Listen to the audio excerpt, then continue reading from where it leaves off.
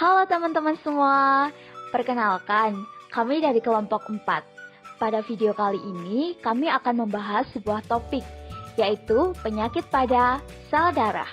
Sebelum itu, kenalan dulu yuk sama kelompok kami. Pertama, ada Marsha, lalu ada William, selanjutnya ada Sherlyn, dan ada Martha, ada Alfitri, ada Dea, dan yang terakhir ada Fasya. Yang pertama kita akan membahas tentang leukemia. Leukemia itu apa sih? Nah, leukemia adalah kanker darah yang berawal dalam sumsum tulang belakang tempat sel darah dibuat. Sumsum tulang belakang memproduksi sel-sel darah seperti eritrosit, leukosit, dan trombosit. Pada penderita leukemia, sel yang diserang adalah sel darah putih yang merupakan bagian dari sistem kekebalan tubuh. Sel darah putih yang dihasilkan belum matang sehingga merusak fungsi sel darah putih yang normal. Leukemia dapat bersifat akut dan kronis, sedangkan jenis-jenis leukemia sendiri ada 4 seperti yang tertulis. Selanjutnya ada gejala-gejala dari leukemia, dibagi menjadi gejala-gejala umum dan gejala serius. Gejala umum seperti demam dan menggigil, anemia, mudah memar, dan sebagainya. Selanjutnya masih gejala umum itu ada tubuh terasa lelah dan gejala lain yang dapat kita amati. Gejala serius ada 6 seperti yang tertulis, kalian bisa baca sendiri ya. Selanjutnya, apa saja sih yang menyebabkan leukemia? Yang pertama, pengobatan kanker sebelumnya, yakni orang yang pernah menjalani kemoterapi dan terapi radiasi jenis tertentu. Kedua, gangguan genetik. Gangguan genetik tertentu seperti sindrom Down dikaitkan dengan peningkatan resiko leukemia. Ketiga, paparan bahan kimia tertentu seperti benzena yang memiliki sifat karsinogenik yang ditemukan dalam bensin dan digunakan oleh industri kimia. Yang keempat, merokok. Merokok dapat meningkatkan risiko leukemia, oleh sebab itu ada baiknya mengurangi kebiasaan merokok ini, karena merokok dapat berbahaya untuk kesehatan yang tidak hanya menyebabkan leukemia, namun juga penyakit lainnya. Kelima, riwayat keluarga leukemia. Jika anggota keluarga telah didiagnosis terkena leukemia, risiko mengidap penyakit ini bisa meningkat. Keenam, kondisi kekebalan bawaan.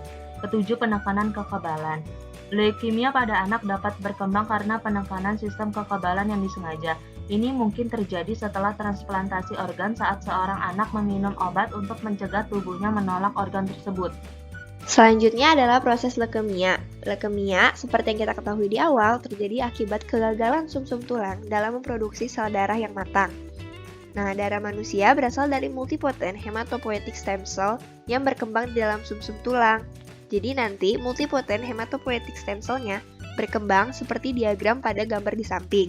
Selanjutnya, pada kasus leukemia terjadi kegagalan produksi sel darah yang mengakibatkan produk yang dihasilkan seperti sel eritrosit, trombosit, dan limfoid immature sehingga tidak dapat bekerja maksimal atau bahkan menjadi sampah dalam tubuh penderita. Immature sel darah yang dihasilkan dapat memicu imunitas normal untuk bereaksi, sehingga nantinya akan berdampak pada kerentanan tubuh penderita terhadap patogen dari luar tubuh. Penurunan jumlah sel darah yang signifikan dapat memberikan dampak pada sistem transport darah, pembekuan darah, hingga imunitas tubuh. Selanjutnya ada hemofilia. Hemofilia adalah gangguan pada proses pembekuan darah. Akibatnya, pendarahan akan berlangsung lebih lama. Sel yang diserang adalah sel trombosit yang berperan dalam proses pembekuan darah. Tubuh manusia memiliki 13 jenis faktor pembekuan darah yang bekerja dengan trombosit untuk membekukan darah. Ketika terjadi mutasi genetik, akan menyebabkan salah satu faktor pembeku darah berkurang, sehingga tubuh kekurangan protein pembekuan darah. Hemofilia adalah penyakit keturunan yang lebih sering terjadi pada pria, sedangkan pada wanita sebagai pembawa sifat dan bisa diturunkan ke anaknya. Penyakit ini terdiri dari beberapa jenis. Yang membedakan masing-masing adalah tipe faktor pembekuan mana yang berkurang. Yang pertama ada hemofilia tipe A, yang kedua hemofilia tipe B, dan ketiga hemofilia tipe C. Hemofilia belum dapat disembuhkan. Namun, penderita hemofilia dapat hidup secara normal dengan mencegah terjadinya luka dan melakukan kontrol rutin kepada dokter. Berikut akan dijelaskan lebih lanjut tentang penyakit hemofilia. Bisa dilihat di sini tentang penurunan sifat hemofilia tersebut, bahwa penyakit hemofilia itu merupakan penyakit yang terpaut gen X atau dibawa oleh gen X yang termutasi sehingga dia membawakan sifat-sifat hemofilia atau hal-hal yang menyebabkan faktor pembekuan dari dalam darah itu menjadi berkurang. bisa dilihat dari tabel bahwa jika seseorang laki-laki yang hanya membawakan si gen X atau kromosom X yang sudah termutasi tersebut akan langsung menjadi seorang penderita hemofilia. Sedangkan pada perempuan, kalau misalnya dia hanya memiliki satu saja gen yang sudah termutasi tersebut, maka dia masih dipastikan sebagai seorang carrier. Karena itu dari sini bisa kita ambil kesimpulan bahwa kemungkinan laki-laki atau jumlah laki-laki yang terkena hemofilia akan jauh lebih banyak atau jauh lebih besar daripada jumlah perempuan yang terkena hemofilia. Tapi tidak menutup kemungkinan bahwa perempuan itu bisa terkena juga. Gitu. Nah, kemudian penyakit hemofilia itu sendiri terbagi menjadi 3 berdasarkan tingkat keparahannya. Yang pertama itu ada hemofilia ringan, sedang, dan hemofilia berat. Nah, begitu.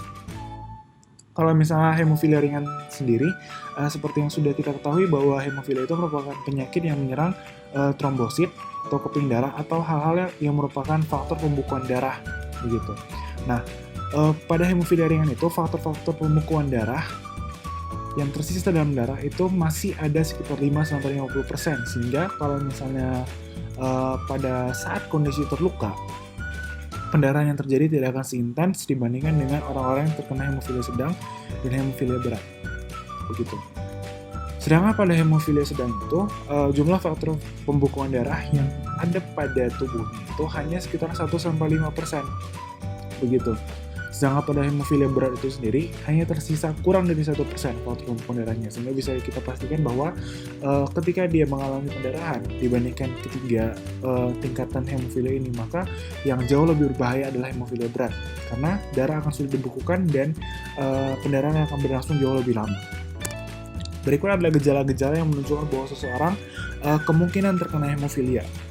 Yang pertama itu perdarahan pada hidung atau mimisan yang sulit berhenti, perdarahan pada luka yang sulit berhenti, perdarahan pada gusi. Maksudnya di sini adalah perdarahan pada gusi yang terjadi secara terus-menerus atau mungkin sering kambuh dan segala macamnya.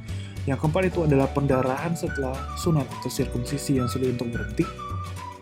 Yang kelima itu ditemukannya darah pada urin dan feses atau tinja. Yang keenam itu adalah mudah mengalami memar. Dan yang terakhir adalah perdarahan pada sendi yang ditandai dengan nyeri dan bengkak kepada sendi siku dan lutut.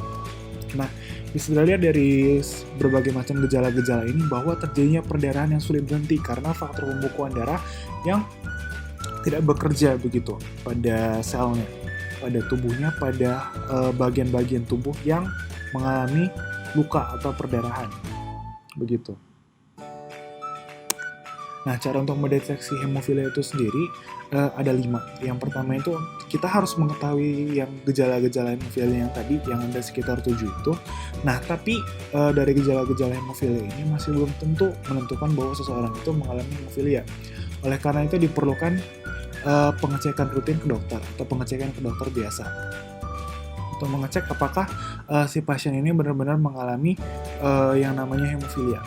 Yang ketiga itu kita juga bisa mendeteksi penyakit hemofilia pada diri kita melalui kita mengetahui istilah penyakit keluarga.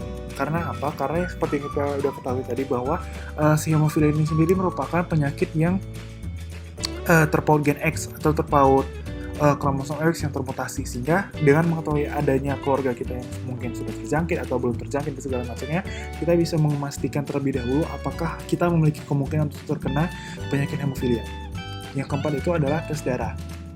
Nah, seperti yang umumnya itu kita bisa melihat bahwa dari darah kita itu ketika kita terkena hemofilia, maka jumlah sel darah merah yang ada dalam tubuh kita itu jauh lebih kecil atau jauh lebih sedikit jumlahnya dibandingkan normalnya begitu.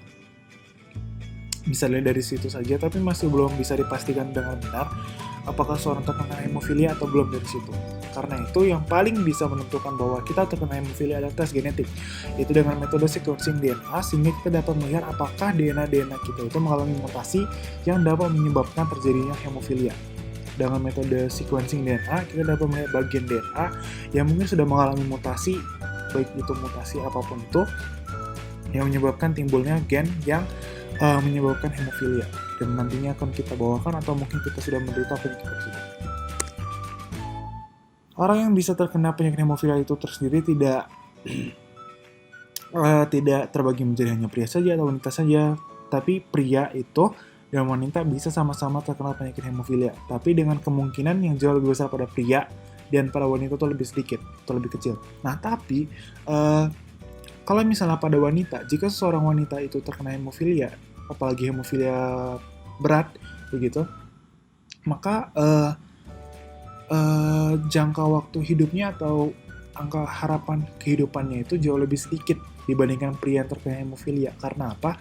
Ketika si wanita ini menginjak usia remaja dan sudah mengalami menstruasi, maka perdarahan yang terjadi pada organ-organ reproduksinya itu akan terjadi secara berlebihan begitu, dan tidak memungkinkan untuk si wanita ini mengalami gejala kekurangan darah atau bahkan kehabisan darah, kehabisan dalam tanda kutip begitu.